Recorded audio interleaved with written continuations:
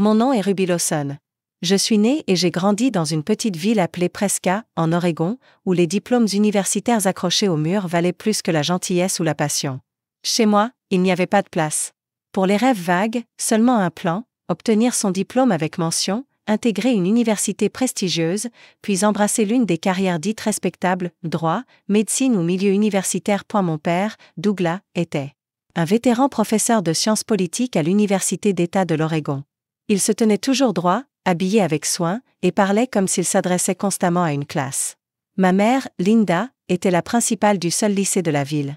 Elle croyait que chaque erreur pouvait être évitée si l'on respectait la discipline et la tradition. Pour eux, l'enfant parfaite était ma sœur Nathalie Lawson.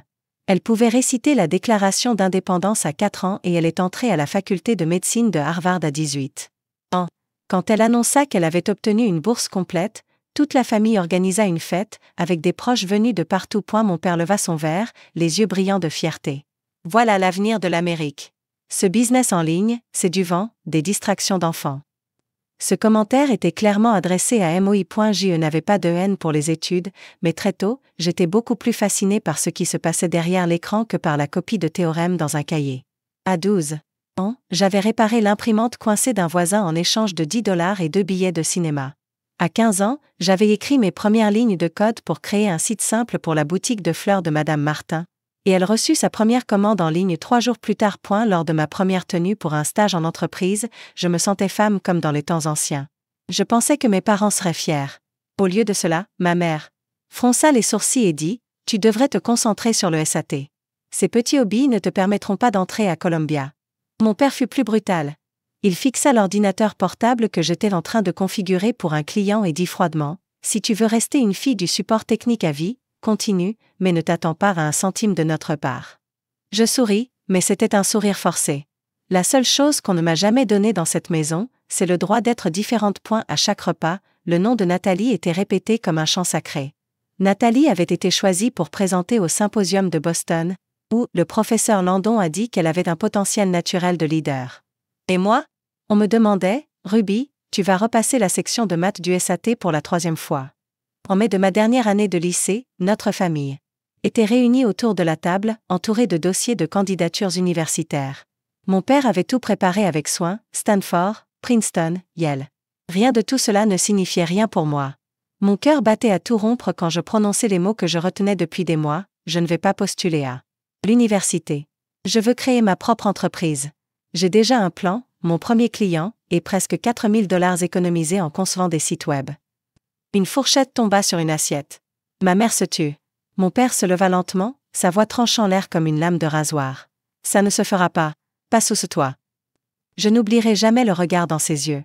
Ce n'était pas de la préoccupation, c'était du dégoût, comme si j'avais prononcé quelque chose d'obscène. Je ne pleurais pas.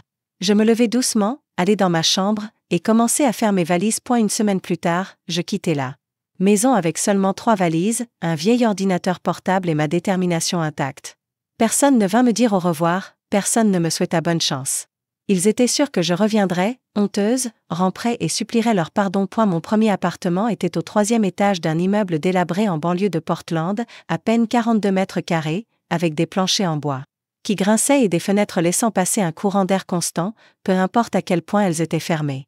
Mais c'était le premier espace que je pouvais vraiment appeler mien. Et la cuisine était si étroite que je pouvais toucher les 2 murs en étendant les bras. J'avais placé une table en bois d'occasion sous la seule prise électrique du salon et en avais fait un bureau de fortune. Chaque matin, je préparais mon café avec une vieille cafetière à filtre usé, puis je me mettais au travail avant que le soleil ne se lève, et continuais jusqu'à ce que les lampadaires s'allument dehors. Il n'y avait pas de salaire, ni d'attente familiale, juste moi et une idée simple, aider les artisans locaux à vendre leurs produits en ligne. J'appelais la plateforme Rustic Cart. Rustic Cart n'était ni révolutionnaire, ni soutenu par une technologie de pointe, mais j'y croyais. L'Oregon regorgeait de gens talentueux qui fabriquaient de la poterie, des bougies, des paniers tissés à la main, mais la plupart n'avaient aucune idée de comment vendre leurs créations en ligne. Je construisais des sites simples et prenais une commission de 5% sur chaque vente réussie, le reste revenant entièrement aux vendeurs. Dans ces premières semaines, je codais le jour et envoyais des mails à froid la nuit à des petites boutiques artisanales. La plupart ne répondaient jamais. Certains demandaient « Dans quelle université es-tu inscrite ?» Quand je répondais « Je ne suis jamais allé à l'université », ils se taisaient. L'un d'eux m'a même renvoyé un emoji rieur avec les mots « Bonne chance avec ça ». Mon compte en banque s'est vidé plus vite que prévu. Je vivais de nouilles instantanées, d'œufs durs et de haricots en conserve.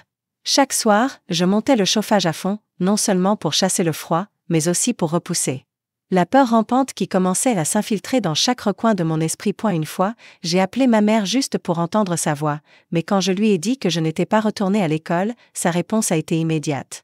« Alors ne t'attends pas à ce que quelqu'un t'attende. » Je pensais être habituée à cette froideur, mais après cet appel, je suis restée assise par terre dans mon appartement en silence pendant presque 1 heure. 3 mois après le lancement, Rustic Cart n'avait exactement que 2 clients. Josie, une savonnière, et Walter, un vieux sculpteur sur bois qui habitait à 40 minutes en voiture. Walter m'appelait « la fille de l'ordinateur » et confondait souvent mon nom, pensant que j'étais Lucie. Pourtant, il me payait 20 $ par mois pour gérer ses commandes. Grâce à eux, j'ai pu payer ma première facture d'électricité sans emprunter sur une carte de crédit. Je pensais que les choses s'amélioreraient petit à petit, mais un matin de février, alors que je livrais une commande pour Josie, j'ai été percutée par l'arrière à l'intersection de la 15e et Broadway. Personne n'a été blessé, mais ma vieille Civic a refusé de redémarrer. Le devis de réparation s'élevait à près de 800 $, une somme que je n'avais pas. Je suis restée assise au milieu de mon salon, entourée de rouleaux de rubans adhésifs et de factures impayées, me demandant si j'avais fait le mauvais choix. Ce soir-là, j'ai décidé d'aller à une rencontre locale pour petites entreprises à la bibliothèque du centre-ville, un événement gratuit que j'avais vu défiler sur un site communautaire sans vraiment y prêter attention. Je ne savais pas ce que je cherchais, peut-être juste le réconfort d'être dans une pièce avec d'autres personnes qui essayaient aussi fort que moi. C'est là que j'ai rencontré Marca Bennett, une femme dans la cinquantaine, aux cheveux argentés soigneusement attachés, vêtue simplement, avec un regard perçant. Elle était la fondatrice de Ledgerflow, une société de logiciels de comptabilité pour petites entreprises, et elle partageait des leçons sur la montée en puissance d'un produit. Quand la séance de questions-réponses s'est terminée, j'ai attendu que la salle se vide, puis, nerveusement, je me suis approchée pour lui tendre ma carte de visite faite maison, la laissant presque tomber. Je suis Ruby, j'ai une petite plateforme qui aide les artisans à vendre en ligne. Pas de diplôme, pas de financement, mais j'ai de vrais clients et un vrai revenu, même modeste. Marca est restée silencieuse quelques secondes, puis elle a souri et tendu la main. « As-tu des données clients ?» a-t-elle demandé. J'ai hoché la tête, ouvert mon ordinateur portable et lui ai montré les commandes et les graphiques de croissance, modeste mais clair. Elle a consulté quelques feuilles de calcul, puis a dit « Tu n'as pas besoin de plus de vendeurs individuels, tu as besoin de clients B2B. » Je l'ai regardé, ne comprenant pas tout à fait. Au lieu de vendre un savon à la fois, pourquoi ne pas vendre ton logiciel de gestion de commandes à 50 boutiques artisanales? C'est le même objectif, les aider, mais la plus grande échelle, avec plus de valeur. Tu as déjà le modèle, maintenant il est temps de restructurer. Nous avons parlé jusqu'à presque 22 heures. Sur le chemin du retour, malgré la douleur dans ma jambe à cause de l'accident du matin, je me sentais légère. Une porte venait de s'ouvrir, et je savais que j'étais prête à la franchir. J'ai rebaptisé la société Craft Logic Solutions juste après ma rencontre avec Marca.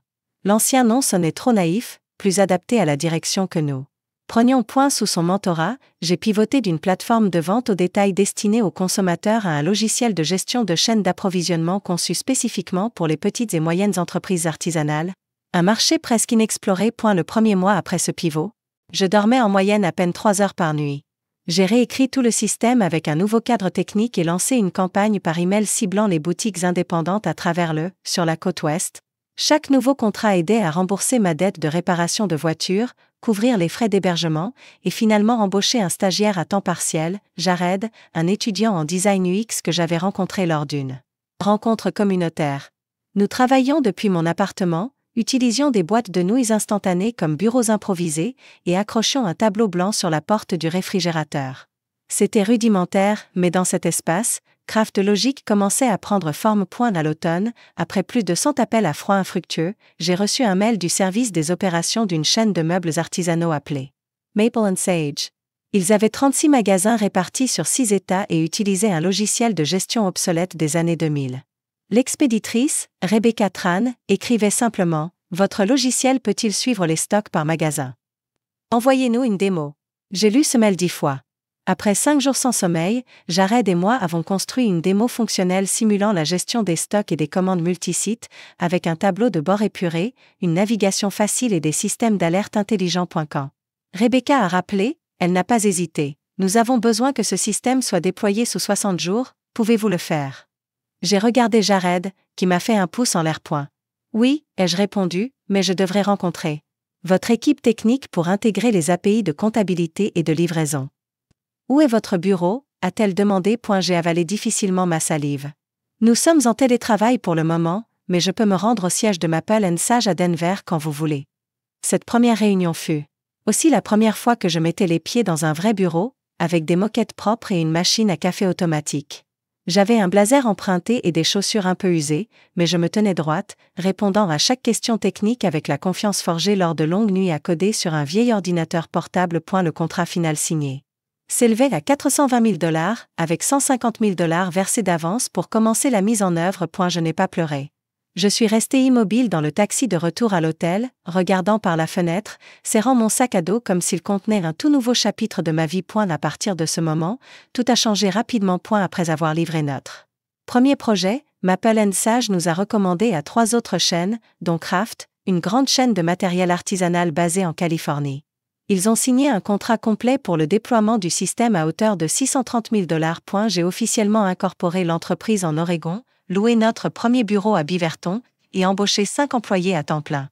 Des ingénieurs logiciels, un chef de projet et un comptable interne. En 2 ans, Kraft Logic avait des bureaux à Portland, Denver et San Diego. Nous servions plus de 60 chaînes de magasins, et la plateforme était devenue un écosystème complet gérant tout, de la gestion des commandes et du suivi des stocks à l'intégration des livraisons et l'analyse du comportement client. Au cours de notre 3e année, le chiffre d'affaires a dépassé $1,2 million, avec un bénéfice net dépassant 3,000. Lors de la 4e année, j'ai été invité à prendre la parole lors de la conférence Women in Tech West Coast, où j'ai partagé comment des outils logiciels simples pouvaient transformer des industries traditionnelles. Après mon discours, un homme d'âge moyen s'est approché et m'a tendu sa carte de visite des 2 mains. Je suis Michael Davis, directeur de la stratégie chez Bright Access Venture. Nous suivons Kraft Logic depuis le début de l'année. Si vous êtes ouverte à une discussion sur une fusion-acquisition, nous avons une proposition. J'ai souri et accepté sa carte, sans faire aucune promesse. La semaine suivante, j'ai reçu 3 autres offres d'acquisition. La plus élevée valorisait l'entreprise à $36 millions, un montant qui a stupéfié toute notre équipe. Jared a lancé « Si tu vends, je serai heureux pour toi, mais s'il te plaît, ne le fais pas, nous n'avons pas fini. » J'ai levé les yeux vers la feuille de route de développement accrochée au mur de notre salle de réunion, où nous utilisions des post-it colorés pour suivre les modules de fonctionnalité. Je savais exactement où nous en étions et où nous allions. J'ai refusé les 3 offres, non pas parce que l'argent n'était pas suffisant, mais parce que Kraft Logic n'était pas juste une entreprise, c'était la preuve du chemin que j'avais choisi, le chemin que ma famille avait autrefois complètement rejeté. Vendre maintenant aurait été comme retourner à cette vieille table de dîner, silencieuse sous leur regard plein de jugement, acquiesçant dans la défaite. Même si l'entreprise prospérait, je gardais un niveau quasi extrême de discrétion dans ma vie personnelle. Je conduisais toujours ma vieille Subaru, vivais dans un modeste appartement de 2 chambres à Beaverton, et quand quelqu'un me demandait ce que je faisais, je répondais simplement « Je crée de petits outils logiciels pour les boutiques d'artisanat ». Ma famille, aussi prévisible que toujours, ne semblait se souvenir de moi que lorsqu'il s'agissait de déception. Ma mère appelait encore une fois par mois, non pas pour prendre de mes nouvelles, mais pour m'informer que Nathalie venait d'être nommée chef résidente dans un grand hôpital de Seattle, ou que son mari avait publié un nouvel article de biochimie dans une revue scientifique. J'avais appris à sourire et à garder le silence. Mais tout a changé lorsque mon père, Douglas, a été licencié après 28 ans d'enseignement en sciences politiques à l'Université d'État de l'Oregon. Les coupes budgétaires avaient supprimé son département et, à 61 ans, il perdit soudainement sa principale source de revenus. Une semaine plus tard, ma mère fut diagnostiquée d'un trouble thyroïdien auto-immun nécessitant un traitement à long terme avec des médicaments spécialisés non pris en charge par l'assurance. Quand Nathalie apprit la nouvelle, sa réponse fut sèche. « Je suis débordée à l'hôpital aussi, je ne peux pas aider. » Je suis restée assise en silence dans mon bureau, fixant un relevé bancaire que ma mère avait accidentellement envoyé à une ancienne adresse e-mail à laquelle j'avais toujours accès. Une ligne attirait particulièrement mon attention. Paiement hypothécaire du mois non reçu, en retard de 16 jours. Juste en dessous, une facture d'ordonnance s'élevait à près de $1 800. Personne dans la famille ne proposa d'aide. Peut-être croyait-il encore que je vivais à peine, trop têtu pour retourner à l'école. Mais je savais que si personne n'intervenait, ils perdraient leur maison. J'ai contacté mon avocat, Robert Kane, qui avait aidé à structurer les contrats d'investissement de Kraft Logic. Je lui ai demandé de créer un fonds fiduciaire nommé Spring Hill Holding, déguisé en subvention de soutien d'une initiative communautaire éducative à but non lucratif. En moins d'une semaine, Spring Hill commença à verser des paiements mensuels pour couvrir leur hypothèque à temps. Mes parents reçurent une lettre de confirmation de la banque indiquant qu'une organisation avait accepté de garantir leur prêt. En raison de leur contribution de longue date à l'éducation locale. Ils ne posèrent aucune question. En même temps, j'ai fait établir par Robert une société écran, Brightstone Consulting, enregistrée à Boise. C'est par ce biais que je signai un faux contrat avec mon père, l'engageant à rédiger un manuscrit sur un programme d'éducation civique pour l'enseignement moderne, avec une rémunération de $2000 par mois. Personne ne vérifia, personne ne s'interrogea. Mon père commença à se vanter auprès de ses amis d'avoir été nommé conseiller éducatif au niveau de l'État. Ma mère, soulagée, supposait qu'un bienfaiteur anonyme les aidait à traverser une période difficile. Et moi, je validais silencieusement les virements bancaires chaque mois, sans jamais demander de reconnaissance. Mais ce n'était pas tout. En juin dernier, j'ai découvert que Nathalie venait de donner naissance à des jumeaux. À cause des coups imprévus liés à sa césarienne, elle avait dû reporter l'inscription des enfants à la garderie bilingue dont elle parlait tant. Quelques semaines plus tard, 2 bourses, intitulées Northwest Infant Potential Development Fund, apparurent dans les registres de la garderie, chacune d'un montant de $9500 par an, pour 2 noms précis, Jacob et Lily Winters. Nathalie posta en majuscule sur Facebook, c'est un miracle, Dieu pourvoit toujours à sa manière. Je lus ce message avec un sourire et ce a eu cours des 3 dernières années, j'ai dépensé plus de $120 000 pour assurer tous les types de soutien. Logement, médicaments, scolarité, et les revenus symboliques de mon père. Tout cela était légal, soigneusement masqué pour garder mon identité secrète. J'y ai mené 2 vies. À eu travail, j'étais Ruby Lawson, la PDG que TechBridge Weekly surnommait la magicienne tech du secteur artisanal. Je signais des contrats à plusieurs millions, parlais lors de conférences, et prenais l'avion privé quand c'était nécessaire. Pour ma famille, j'étais toujours la fille qui avait abandonné, probablement en train de vendre des choses en ligne quelque part. Chaque Noël, je rentrais chez moi dans une voiture de location basique, portant un vieux manteau, écoutant ma mère demander « Tu n'as toujours pas envisagé de retourner à l'université ?» Et mon père hochait lentement la tête, comme s'il me pardonnait silencieusement de ne pas avoir réussi ma vie. Je ne disais rien, toujours silencieuse, toujours à payer les factures à temps. Cette année-là, Thanksgiving tomba un jour gris et pluvieux dans la banlieue de Salem. Je rentrais avec une bouteille de vin rouge de Napa Valley, un dossier couleur imprimé de près de 40 pages, et une clé USB contenant la présentation interne que j'avais donnée à la conférence Tech de Seattle en septembre dernier. J'avais attendu ce jour assez longtemps. En entrant dans la maison, ma mère, Linda, dressait la farce dans des plats en céramique, toujours cette attitude affairée, elle portait la même tenue chaque année. Mon père, Douglas, était assis dans son fauteuil, la section business du journal déployé sur ses genoux, me faisant un léger signe de tête au lieu d'un salut. Nathalie descendit les escaliers, habillée comme si elle posait pour la couverture d'un magazine médical lifestyle. Son mari, Matthew, venait de détacher les jumeaux de leur siège rehausseur et murmura « Ne laissons pas les enfants toucher encore à l'ordinateur bizarre de tante Ruby. Personne ne veut que son gamin code à 3 ans. » Je ne réagis pas, me contentant d'un faible sourire. Le dîner commença pile à 18h. Comme d'habitude, ma mère porta un toast à la santé et à l'unité familiale. Comme prévu, mon père se leva pour prononcer un discours de 3 minutes sur les contributions de Nathalie dans le domaine médical, sur la chance que nous avions d'avoir Matthew, un gendre idéal qui valorisait le savoir et la joie de voir leurs petits-enfants dépasser les étapes de développement. Pas un seul mot à mon sujet. Alors que tout le monde commençait à découper la dinde, je déposai doucement la pile de documents sur la table, juste devant mes parents. J'aimerais partager quelque chose aujourd'hui. Ma mère s'arrêta, fronçant les sourcils comme si j'avais renversé de la sauce sur la nappe. Nathalie jeta un coup d'œil au papier, les lèvres serrées, méfiante. J'y tirai une feuille de la pile et l'ouvris sur la table, une copie du TechBridge Weekly, avec une rare photo de moi souriante en pleine page. Le titre en gras, Ruby Lawson, fondatrice et PDG de Craft Logic Solutions, la plateforme logicielle qui transforme le marché artisanal américain. Mon père saisit le magazine, le feuilletant comme s'il cherchait un faux point. « Où as-tu eu ça ?» demanda-t-il d'un ton plus froid que le vent dehors. De ma propre vie. Je dirige Craft Logic depuis 8 ans maintenant. L'entreprise emploie plus de 180 personnes dans 3 villes. Elle est aujourd'hui valorisée à $47 millions. Maman, papa, c'est moi qui suis derrière tout le soutien que cette famille a reçu ces 4 dernières années. J'ouvris le dossier, relevé de virements bancaires de Spring Hill Holding vers leur prêteur hypothécaire, document d'assurance santé pour ma mère financé par un trust privé, un faux contrat de Brightstone Consulting versant un salaire mensuel à mon père, et des lettres d'attribution de bourse pour Jacob et Lily, tous accompagnés de preuves. Et la pièce se figea. Mon père repoussa sa chaise et se leva brusquement, le visage rouge. Tu inventes tout ça. Une abandonnée d'université sans diplôme qui devient millionnaire en logiciel? Mens au monde, mais n'insulte pas notre intelligence. C'est toi qui te mens à toi-même. Je restai silencieuse, pensant que la famille avait besoin de garder sa fierté. Mais j'en ai assez. Assez de tout cacher juste pour être tolérée dans cette maison. Et ma mère murmura, comme si elle avait peur de sa propre voix. Pourquoi ne nous l'as-tu pas dit plus tôt?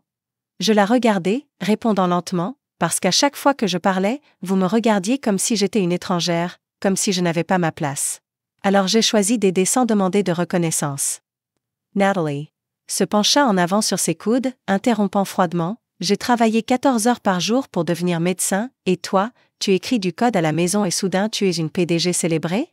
C'est risible. Je ne nie pas ton travail, mais tu n'es pas la seule à avoir souffert. Je me suis endormie sur mon clavier, j'ai mangé des ramen secs parce que je ne pouvais pas me permettre de faire bouillir de l'eau. J'ai construit ça à partir de rien. Mon père frappa la table du plat de la main. Assez. Je ne veux plus entendre un mot. Tu es une fraude, une honte pour cette famille. Quelqu'un comme toi ne peut gagner de l'argent que par la tromperie. Jamie Levi. Je ne criais pas. Je ne pleurais pas. Alors c'est ça? Vous ne voulez pas connaître la vraie moi. Vous ne voulez que la version idéale de moi que vous avez inventée. Très bien. Je rassemblai les documents, les rangeant soigneusement dans mon sac. Alors que je me dirigeais vers la porte, ma mère saisit doucement mon poignet. Ruby, qu'en est-il du soutien du mois prochain?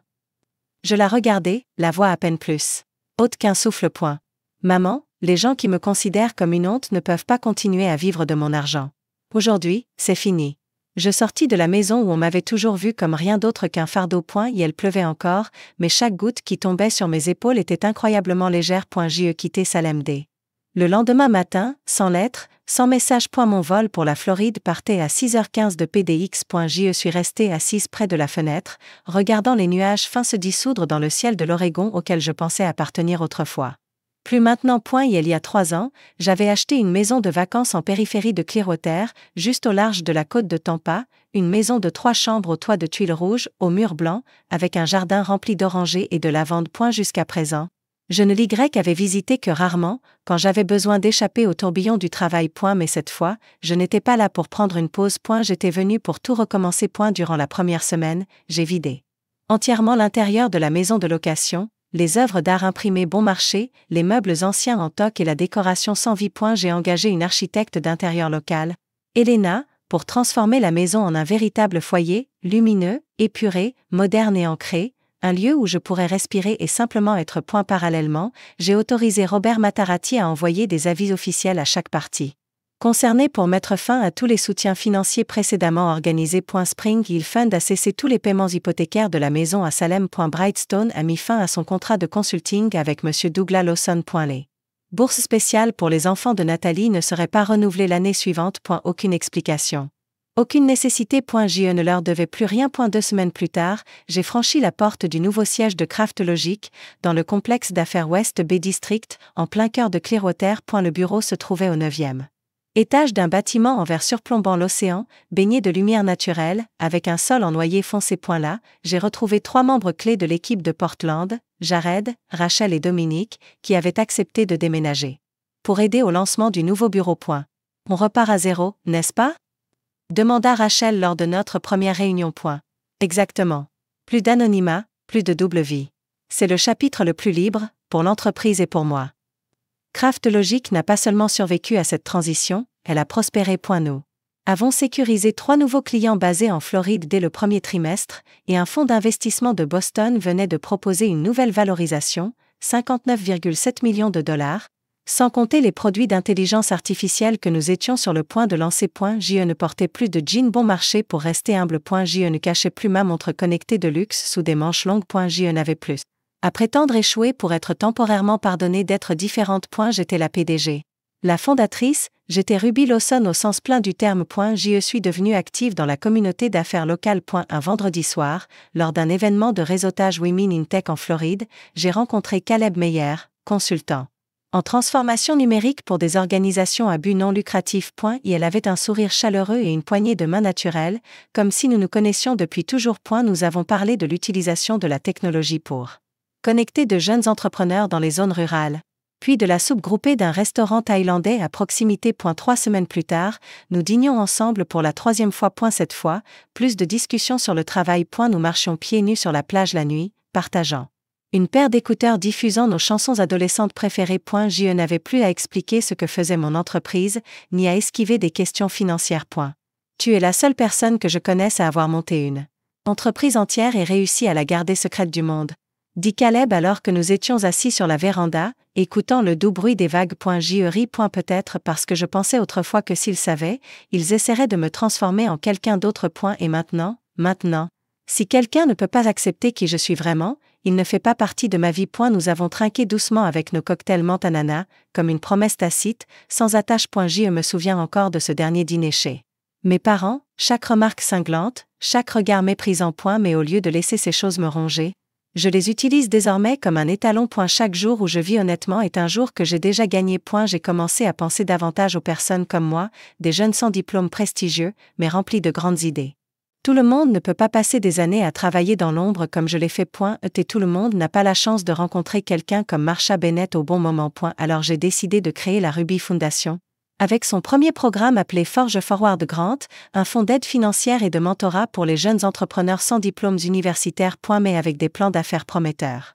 Nous ne demandions pas où ils avaient étudié, seul importait ce qu'ils voulaient construire et pourquoi. L'annonce du fonds eut lieu dans un petit auditorium du Clearwater Tech Hub, sous le soleil chaud d'avril et le parfum du café fraîchement torréfié du stand au coin de la rue.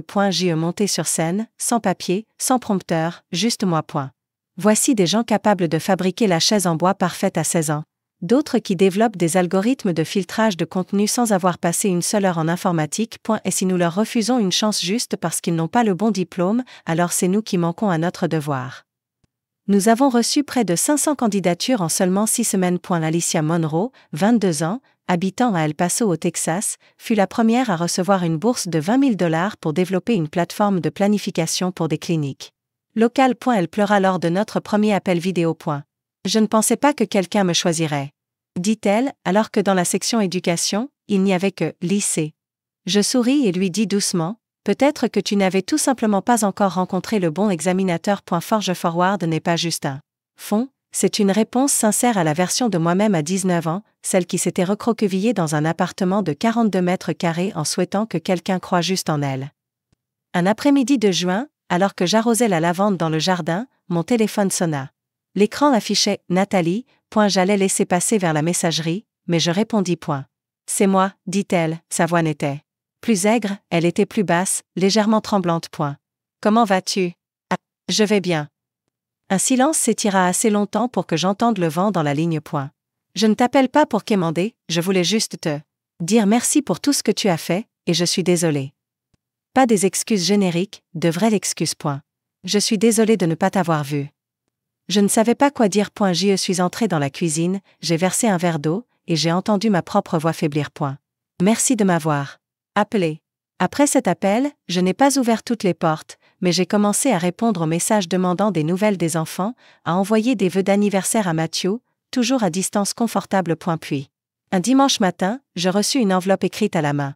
L'expéditeur, Douglas Lawson. L'écriture penchée vers la gauche, nette et familière, comme les dissertations qu'il corrigeait pour ses étudiants. Je ne sais pas par où commencer. Alors je serai direct. Je me suis trompé. Trompé de croire qu'il n'y avait qu'un seul chemin vers le succès. Trompé de laisser l'orgueil me rendre aveugle à tes efforts. Quand tu as dit la vérité ce soir-là au dîner, je me suis effondrée. Pas parce que tu as fait quelque chose de mal, mais parce que j'ai réalisé que je n'étais plus l'homme dont tu avais besoin. Et si tu ne veux pas me pardonner, je comprends. Mais j'espère que tu sais que je suis fière. Je lus la lettre 10 fois. Aucune larme ne coula, mais ma gorge se serra d'une chose que je ne pouvais nommer, peut-être de la tristesse, peut-être du soulagement. Je n'ai pas rappelé tout de suite, mais quelques jours plus tard, j'envoyai une carte postale depuis Sarasota. Merci d'avoir écrit. J'ai construit la vie dont j'ai toujours rêvé. Si tu veux en faire partie, la seule condition, c'est le respect. Je gardais mes distances. Je ne retournais pas à ce fantasme d'une famille parfaite que j'avais autrefois rêvé. Mais je leur donnais une seconde chance, cette fois à mes conditions. Lors d'un dîner informel avec la communauté locale de Femmes entrepreneurs à temps pas, je racontais mon histoire, sans dramatisation, sans phare, juste simplement. Parfois, la meilleure chose que vous puissiez faire pour vous-même, c'est d'arrêter d'essayer d'être aimé par des gens qui refusent de vous comprendre. La salle se tut quelques secondes, puis éclata en applaudissements. J'ai réalisé que je ne guérissais pas seulement, je faisais naître quelque chose. Un après-midi de début d'été, je lisais le journal sur la véranda arrière quand mon téléphone sonna. L'écran affichait « Appel depuis un fixe Salem, Oregon ». Je faillis laisser passer vers la messagerie, comme tant de fois auparavant, mais quelque chose au fond de moi me dit de répondre. Une voix douce s'éleva, choisissant ces mots avec soin, « C'est maman, Linda ». Je ne répondis pas tout de suite. Elle prit une profonde inspiration et continua. Ton père et moi prévoyons de venir en Floride le mois prochain. Nous nous demandions si nous pouvions te voir. Une question légère comme la brise, et pourtant. Chaque mot pesait lourd sur ma poitrine. Il y a 2 ans, j'étais traitée de honte, et maintenant. Il voulait me voir, pas pour emprunter de l'argent, pas pour des raisons médicales, juste pour se voir. Sous quel statut veux-tu me voir? Demandai-je calmement. Comme la fille que tu as un jour rejetée, ou comme la PDG que plus personne ne peut ignorer? Comme ma fille, simplement ma fille, si tu le permets. Je ne donnai pas de réponse ce jour-là. J'avais besoin de temps, pas pour pardonner, mais pour me demander s'il restait quelque chose dont j'avais même besoin lors de cette rencontre. 3 semaines plus tard, je choisis un petit café au bord de l'eau à Clearwater, où la brise océanique faisait bruisser les palmiers comme une douce bande-son. J'arrivai en avance, pris une table dehors, commandai un café froid et attendis. À 9 heures précises. Mes parents arrivèrent. Douglas marchait plus lentement que dans mes souvenirs, ses cheveux presque entièrement blancs. Maman portait une robe beige à fleurs. Son visage plus doux qu'avant. Ils s'assirent. Le silence dura près d'1 minute. Je ne me sentais pas nerveuse. Mon cœur ne se serra pas comme autrefois. Je restais simplement assise, stable, comme l'eau calme de la baie devant moi. Mon père brisa le silence le premier. J'ai lu ta récente interview dans Founders Weekly. Ce que tu as construit est très impressionnant. Je hochai la tête, sincèrement. Merci. Ma mère posa doucement sa main sur la table. Il nous a fallu du temps pour comprendre que tu n'as jamais eu besoin d'être la copie de quelqu'un. Ah, non, coupai-je, la regardant droit dans les yeux, tu n'as pas besoin de dire ça si ce n'est pas vrai. Je ne suis pas venue ici pour un autre discours bien rodé. Elle baissa les yeux. Dans ce rare instant, je vis ma mère, la femme qui utilisait les règles pour tout contrôler, enfin incapable de contrôler cela. Mon père se tut, puis dit, tu m'as demandé un jour si je ne te voyais pas comme la fierté de cette famille. Alors qu'ai-je vu aujourd'hui? Je veux répondre, ta preuve que j'avais tort. Je ne m'attendais pas à de telles paroles, mais je ne les laissais pas me définir non plus. Papa, maman, je ne vis plus pour obtenir une approbation. Je n'ai pas construit cette vie pour mériter des louanges ou chercher la rédemption. J'ai passé les 2 dernières années à vivre plus honnêtement, plus pleinement, et rien de cela ne me donne envie de revenir à une ancienne version de moi-même. Maman hocha la tête, ni avec colère, ni en protestation, juste un signe d'acquiescement. Nous sommes restés encore 20 minutes, parlant du temps, du nouveau parc en bord de mer, et des enfants de Nathalie, même si je n'étais pas encore prête à les voir. En quittant le café, maman tendit les bras pour me serrer. Pas trop fort, pas de larmes, mais assez longtemps pour que je ressente pour la première fois qu'elle m'étreignait sans tenter de me modeler. Ils repartirent pour Salem ce soir. Je ne fis pas signe au revoir. Je ne me retournai pas. Je marchai le long du rivage et envoyai un message à Caleb. Je l'ai fait. Il appela immédiatement. Fais ce que tu dois faire. Je me suis assise devant eux, sans colère, sans besoin, mais pleinement moi-même. Sa voix s'adoucit. Tu as déjà gagné, Ruby. Chaque dimanche soir, j'organise un petit dîner dans mon jardin, une longue table, des guirlandes lumineuses, du pain maison et du vin partagé. Il y a Caleb, Jared, et de jeunes entrepreneurs du fonds Forge Forward. Nous ne parlons ni de salaire, ni de valorisation. Nous parlons de sens, de choix, et de vivre honnêtement. Je n'ai pas besoin d'une famille pour me reprendre. J'ai une communauté qui a choisi de se tenir à mes côtés depuis le début, sans condition. Et je comprends maintenant plus clairement que jamais. Personne n'a besoin de naître dans une famille parfaite pour vivre pleinement. Et il faut juste le courage de la créer soi-même. Je n'ai pas pardonné parce qu'ils avaient changé. J'ai pardonné pour être libre. Et pour la première fois de ma vie, je n'avance pas pour prouver quelque chose. J'avance parce que je suis déjà entière. L'histoire de Ruby n'est pas seulement celle de la création d'une start-up à succès, c'est un puissant rappel que l'estime de soi ne vient pas de l'approbation familiale ou des diplômes prestigieux. Dans la vraie vie, beaucoup comme Ruby construisent silencieusement leur propre existence, bravement hors des moules imposés. Pour vivre authentiquement. Et la guérison ne vient pas toujours du pardon reçu, mais du choix de ne plus endurer. Le succès ne consiste pas à prouver quelque chose, mais à vivre librement, honnêtement et sans peur. Que pensez-vous du choix de Ruby? Oseriez-vous vivre votre vérité, même si cela signifiait renoncer à l'approbation de votre famille?